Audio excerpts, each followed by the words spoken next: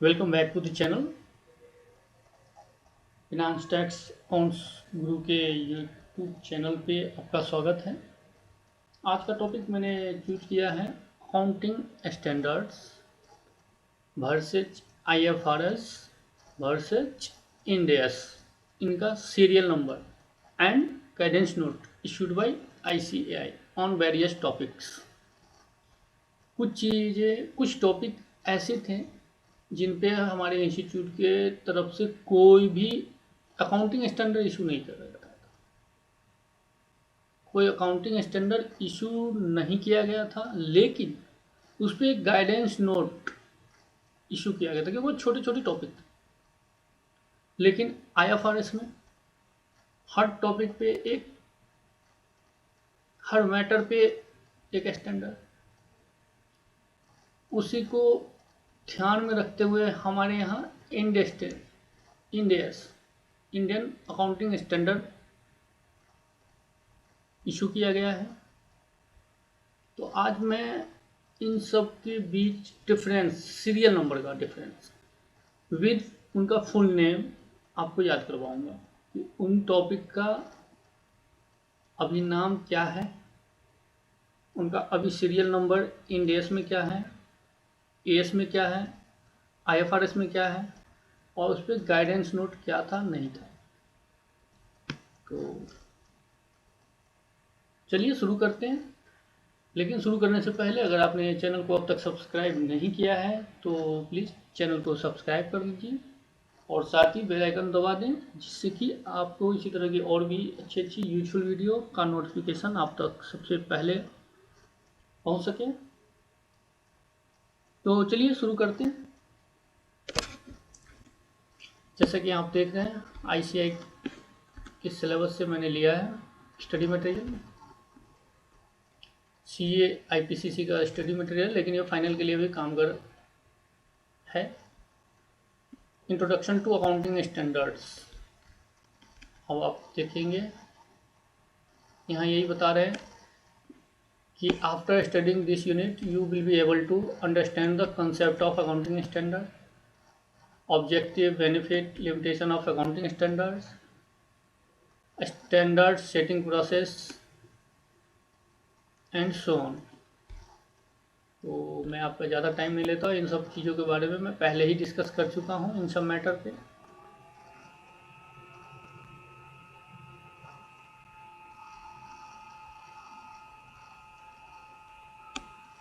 अब एक चीज़ आप दोबारा से देख लीजिए, accounting standard deals with, accounting standard क्या करता है, क्या बताता है, किस बारे में बात करता है।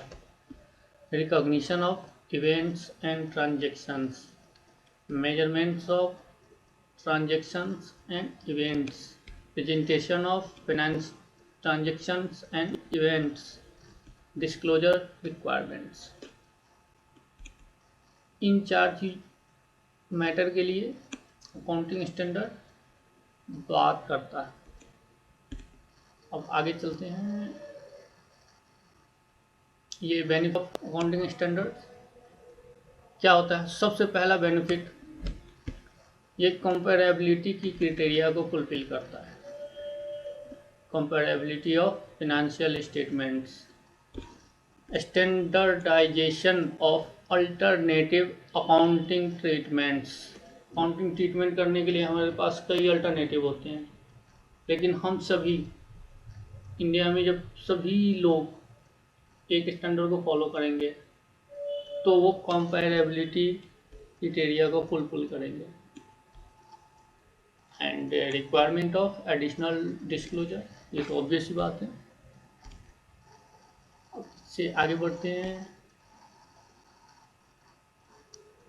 ये इनका फ्लो दे रखा है, स्टैंडर्ड सेटिंग प्रोसेस। चाहे तो आप स्क्रीनशॉट ले लेंगे, आपका काम बन जाएगा। यहाँ देखिए, यहाँ most important accounting standard as number यहाँ दे रखा है, एएस की टाइटल दे रखी है, और ये कब इश्यू हुआ है ना, issuing date, date of applicability आप ऐसे कह सकते हैं। यहाँ देखिए, the following is the list of accounting standard with their respective date of applicability. अगर आपको ये जानना है कि AS1 कब इशू हुआ, ये रहा, इनका नाम क्या है, ये रहा टाइटल इनका। इसी तरह से आगे सारे एएस का डेट ऑफ एप्लीकेबिलिटी यहाँ बता रखा है, आप चाहें तो ये देख सकते हैं, आप स्क्रीनशॉट ले लीजिए,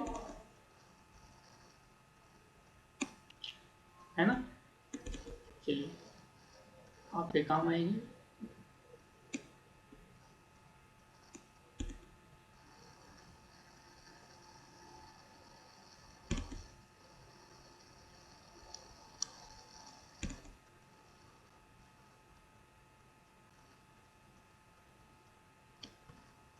जब हमारे पास एएस था तो Ind AS, Indian accounting standard लाने की जरूरत क्यों पड़ी?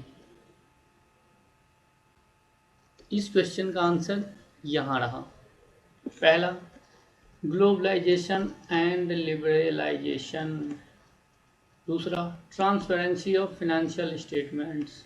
तीसरा, कंपेरेबिलिटी ऑफ फाइनेंशियल स्टेटमेंट। चौथा, इन्हांस्ड डिस्क्लोजर रिक्वायरमेंट। कुछ समझ नहीं आया, चलिए आते हैं, बात करते हैं। अभी ग्लोबलाइजेशन के दौर से पूरी दुनिया गुजर रही है, इसमें हम भी हैं। हमारे भारत में भी ग्लोबलाइजेशन एंड लिबरलाइजेशन पीक पे है। अब जो विदेशी लोग यहाँ इन्वेस्ट करना चाहते हैं, जो फॉरेनर इन्वेस्ट करना चाहते हैं, वो कहते हैं आपका ट्रांसपेरेंट नहीं है। क्यों? क्योंकि हमारा अकाउंटिंग स्टैंडर्ड हमारे यहाँ के लॉ, हमारे कस्टम, हमारे प्रैक्टिस के अकॉर्डिंग है। वो इंटरनेशनल स्टैंडर्ड फॉलो करते हैं, वो अपना फॉलो करते हैं, तो उन्हें लगता है कि हम ट्रांसपेरेंट नहीं हैं। तो हम क्या करते हैं, हम अपना स्टेटमेंट अपने एएस के अकॉर्डिंग भी बनाते हैं। लेकिन हम कहते हैं कि चलो तुम्हारे फॉर्मेट में भी मैं बनाकर दे देता हूँ, तो मैं ट्रांसपेरेंसी का ये क्राइटेरिया फुलफिल कर लूँगा, फिर तो उनकी नज़र में हमारे फाइनेंशियल स्टेटमेंट ट्रांसपेरेंट हो जाएगा। तीसरा, कंपेरेबिलिटी। अब हमने अकाउंटिंग स्टैंडर्ड अपने स्टैंडर्ड के अकॉर्डिंग बनाया, उन्होंने अपने स्टैंडर्ड के अकॉर्डिंग बनाया, तो दोनों कंपेरेबल हो ही नहीं सकते ना, है ना। इन बीच के डिफरेंस को एलिमिनेट करने के लिए, खत्म करने के लिए इंडियन अकाउंटिंग स्टैंडर्ड लाया गया। चलिए अब आगे मेन टॉपिक पे आते हैं, जो आज मैंने चूज किया है। यहाँ देखिए, इंडियस का ये सीरियल नंबर है, इसका रिस्पेक्टिव आईएफआरएस का सीरियल नंबर क्या है यहाँ बता रखा है। टाइटल क्या है, इंडियस आईएफआरएस में, ये टाइटल इंडियस एंड आईएफआरएस का है, एएस का नहीं है। इसके रिस्पेक्टिव अकाउंटिंग स्टैंडर्ड एएस और गाइडेंस नोट का सीरियल नंबर क्या है, यहाँ देखिए इस कॉलम में। इसका नेक्स्ट कॉलम है एएस गाइडेंस नोट टाइटल। चलिए फिर आगे बढ़ते हैं। सबसे पहला आईएफआरएस 1, हम बेस आईएफआरएस को लेते हैं।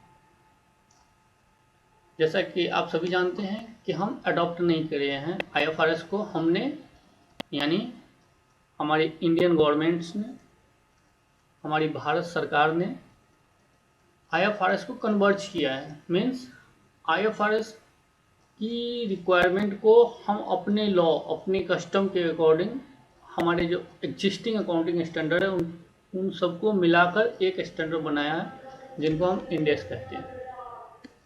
ठीक है, तो मैं बेस ले रहा हूँ आईएफआरएस। आईएफआरएस 1 ये बात करता है first time adoption of accounting, Indian accounting standards. ये आईएफआरएस में ये मैटर होता है, किसी भी देश, यहाँ इंडियन है वहाँ कुछ और होगा, जिस देश में बनेगा वो, तो उनका स्टैंडर्ड कोई भी कंट्री अपना अगर फर्स्ट टाइम आईएफआरएस अप्लाई करेंगे, अपने यहाँ अडॉप्ट करेंगे वो, तो वो वहीं रखेगा, ऑब्वियस ही बात है। इसलिए इनका इंडेक्स नंबर हमारे यहाँ 101 है। इस पे हमारे यहाँ कोई भी एएस गाइडेंस नोट नहीं था, क्योंकि फर्स्ट टाइम अडॉप्शन की बात ही नहीं थी ना, समझ रहे हैं आप। सेकंड, आईएफआरएस का सेकंड, आईएफआरएस 2, ये शेयर बेस्ड पेमेंट के बारे में बात करता है। इसका रिस्पेक्टिव इंडेक्स नंबर 102, 102, देख रहे दोनों साथ साथ चल रहे हैं। अब हमारे यहाँ क्या था ऑलरेडी, गाइडेंस नोट 18, एस नहीं था इस पे, गाइडेंस नोट था 18, guidance note on accounting for employee share based payment.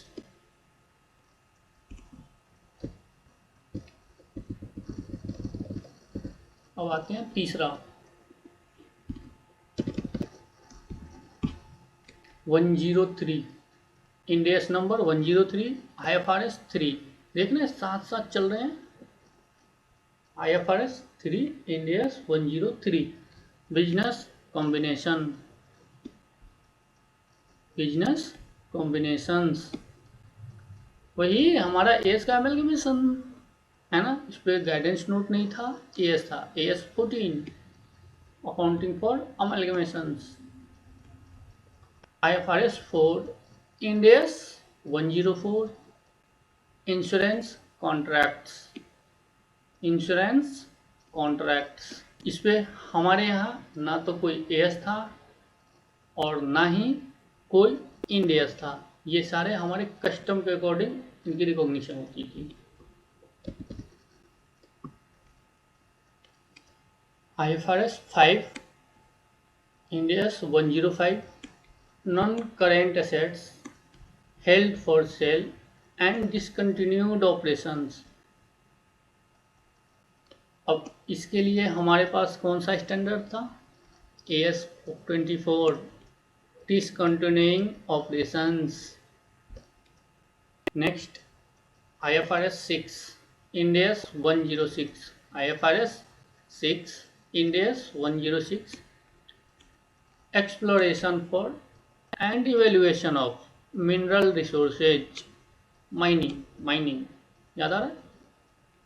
इसके लिए हमारे पास कोई एस नहीं था, ये छोटा सा टॉपिक था, इसलिए इस पर guidance note 15, guidance note 15, guidance note on accounting for oil and gas producing activities. Next, IFRS 7, इंडेस 107, financial instruments disclosure, financial instruments disclosures. इसके लिए हमारे यहाँ ना तो कोई एस था ना ही कोई गाइडेंस नोट था, ये सारे टॉपिक कवर होते थे एस 13, इन्वेस्टमेंट्स, याद आ रहा है। Next, IFRS 8, इंडेस 108, operating segments. इसके रिस्पेक्ट में हमारे यहाँ क्या था, AS 17, सेगमेंट रिपोर्टिंग, याद आ रहा है, AS 17, segment reporting. Next, IFRS 9, इंडेस 109, financial instruments, financial instrument, कोई इंडेस नहीं, कोई गाइडेंस नोट नहीं। Next, IFRS 10, इंडेस 110, IFRS 10, इंडेस 110, consolidated financial statements. इसके रिस्पेक्ट में AS 21, AS 21, consolidated financial statements. Next,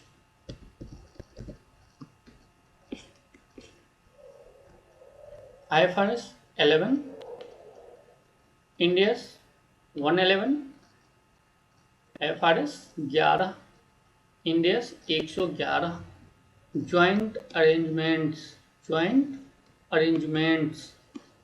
इनके रिस्पेक्ट में AS 27, AS 27 financial reporting of interests in joint ventures. Next, IFRS 12, IFRS 12, Ind AS 112, disclosure of interest in other entities, disclosure of interest in other entities. इसके लिए हम कोई disclosure नहीं करते थे, नहीं, डिस्क्लोजर होती थी, लेकिन इसके लिए कुछ सेपरेट हमारे पास एएस गाइडेंस नोट नहीं था। ये बातें हमारी कहाँ डिस्क्लोज होती थी, याद करें, एएस 14 में।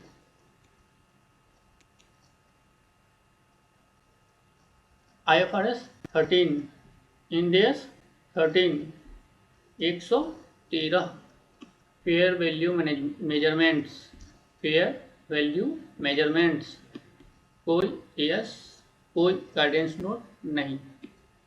Next,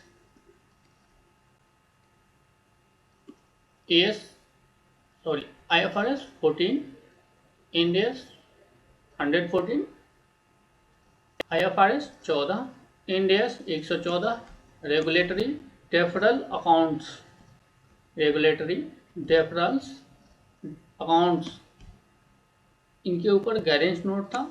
accounting for rate regulated activities.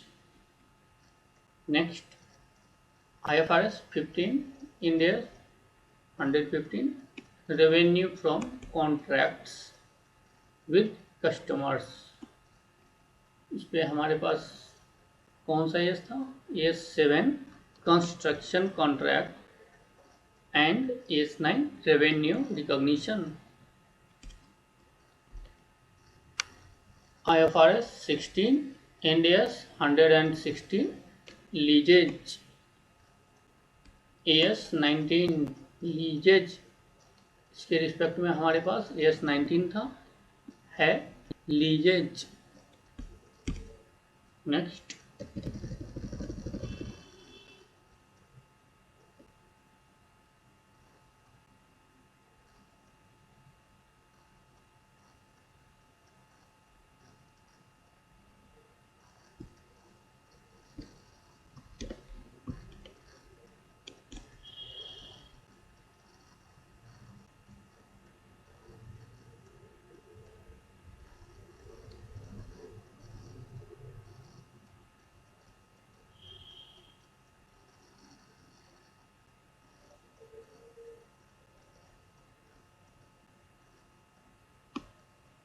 Next 1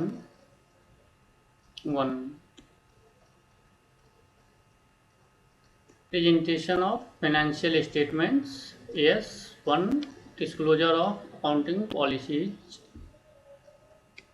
2 inventories, AS 2 valuation of inventories, 7 statement of cash flows, AS 3 cash flow statements,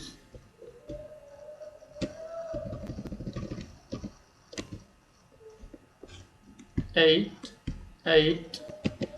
accounting policy, change in accounting estimates and errors। हमारे पास AS 5 net profit or loss for the prior period items and changes in accounting policies। 10 events after the reporting period, AS 4 contingencies and events occurring after the balance sheet date। 12 income taxes, AS 22 accounting for taxes on income। 16 property plant and equipment, AS 10 property plant and equipment। 19 employee benefit, AS 15 employee benefits। 20 accounting for government grants and disclosure of government assistance. AS12 accounting for government grants. Next, 21 the effect of changes in foreign exchange rate. AS11 the effect of changes in foreign exchange rate. 23 borrowing cost. AS16 borrowing cost. 24 related party disclosures. AS18 related party disclosures. 27 separate financial statements. No AS, no guidance note. 28 investment in associates and joint ventures. AS23 accounting for investment in associates in consolidated financial statement. 29 financial reporting in hyperinflationary economies. No AS, no guidance note because we don't need. 32 financial statements presentations. No AS, no guidance note. 33 EPS earning per share. AS20 earning per share.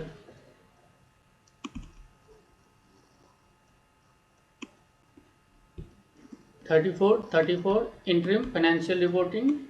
AS25 interim financial reporting. 36 impairment of assets. AS28 impairment of assets. 37 provisions, contingent liabilities and contingent assets. AS29 provisions, contingent liability and contingent assets. 38 intangible assets. AS26 intangible assets. 40 investment property. AS13 accounting for investments. 41 agriculture. No AS, no guidance note. तो दोस्तों ये रहा complete list with name. आप comparison कर सकते हैं. Indians IFRS AS guidance note.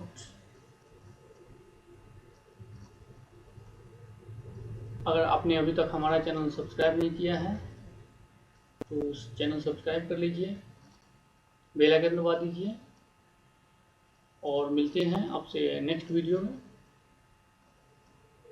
Thank you.